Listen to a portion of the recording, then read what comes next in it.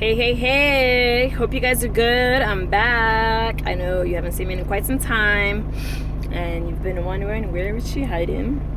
I've actually just been being present, my time with my family, and I limit my time on social media and among other things to just be there, but I'm back. I'm gonna be here once a month, so make sure you hit subscribe, or if you're on Insta, you'll get the notification. But for now, right now, I want to talk to you about seasons. And before you start wondering why I'm trying to play Weather Woman Marlene, bear with me for a few minutes, okay? I promise I have a very good point here. You guys know that there's 4 seasons in life. There is winter, there is spring, there is summer, and then there's fall. Now, in those 4 seasons actually represent the seasons of life. And this is not something I made up of, okay? First of all, most importantly, this comes from the Bible. This comes from God's Word. In Ecclesiastes 3:1, it goes on to talk about how there's a time to build up, a time to tear down, a time to mourn, a time to celebrate, you can read up on it. Jim Rohn also has a book called The Seasons of Life. And so this, when I heard him talking about it in a YouTube video, it really resonated with me because it's just the concepts he was explaining. I'm not going to break it down. I'm not going to go into further detail because, hey, he gets all that credit there, and that's his book and his audio. However, I'm going to share with you from personal experience what I got from that. See, the winter, it represents the hard times. It represents the adversity, the challenges, the loss, the heartbreak, the disappointment, the frustrations. That's what the winter says. It represents, okay?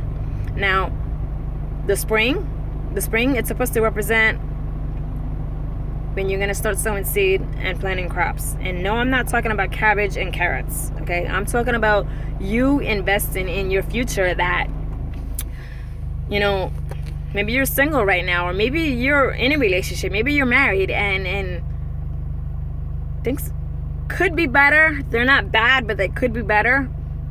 This is that time that you go and you start investing in your marriage, or maybe you start investing in your business, or maybe you start investing in your finances to get a financial game plan on paper.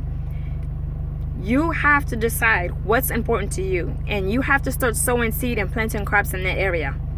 And maybe when you're like, well, what do you mean by sowing seed? Well, maybe you're single and you want to be married, okay? You go and you find a couple that you really respect and that you know that they've been married for quite some time, and why don't you go offer or make them dinner, invite them over, and say, hey, I want to pick your brain for a little bit. I would like to ask you guys, what makes a successful marriage? What has helped you guys? What advice can you give to somebody? And trust me, this is the time that you really want to listen. Maybe it's a business, and you're just starting out and you're like, I'm not sure I can do this. Sit down with your coach. Listen to them. Be coachable. Take the information that you can get. Maybe, I don't make this stuff up, you guys. But 9 years ago, I went to this conference at my church. My church was doing this amazing conference. It's called Love Strong. And it was obviously about marriage and relationships. And at the time, I was single. So I was like, why am I even going to go? Met a group of my friends, their husband, their spouses, they were all going. They're like, you should come. And I'm like, I don't want to go. I don't want to be the outcast. And they're like, you should come. And I'm like, no. I ended up going. I went. I said, God, reveal to me and show me whatever it is that you want me to use for my future, because I don't think this is for right now in my life. I took notes. I still have that notebook. And let me tell you, the information that I learned there is stuff that I can apply. It's helped me drastically, okay? So that's what I mean by, sowing seed and planting crops.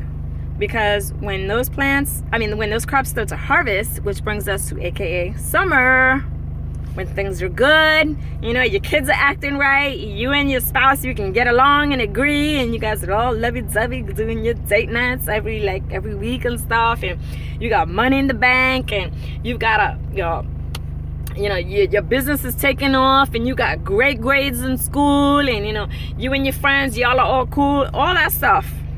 That represents, the good times.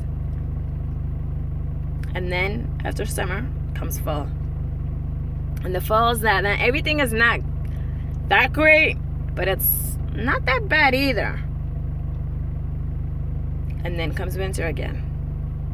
And then sometimes when we tend to be in the winter, we tend to panic. We tend to be like, God, why is this happening? What do I do? But when you were in the spring of your life, you didn't take the time to plan. You didn't take the time to invest. You didn't take the time to show your spouse and invest in your marriage. And then when winter comes, you're like, what happened? That's what I've been learning these past few months, you guys. Maybe your winter is that you were recently diagnosed with something. And you're just like, what do I do? How do I deal with this? This is too much. It's overwhelming. It's not too late for you to change things around. Is it going to be hard? Yes. Is it going to be cold? Yes. But you know what? You have to remember, after every winter, it comes the spring. And after the spring comes the summer. And that's the cycle, you guys. You don't know when your season is going to change. But I want to remind you that no season is ever wasted. No season. You may be in that winter of your life right now, and you're like, I don't understand how this has a purpose. My first 8 surgeries, I didn't understand the purpose of it. But you know what? After my last surgery, I made a vow and I made a promise. God,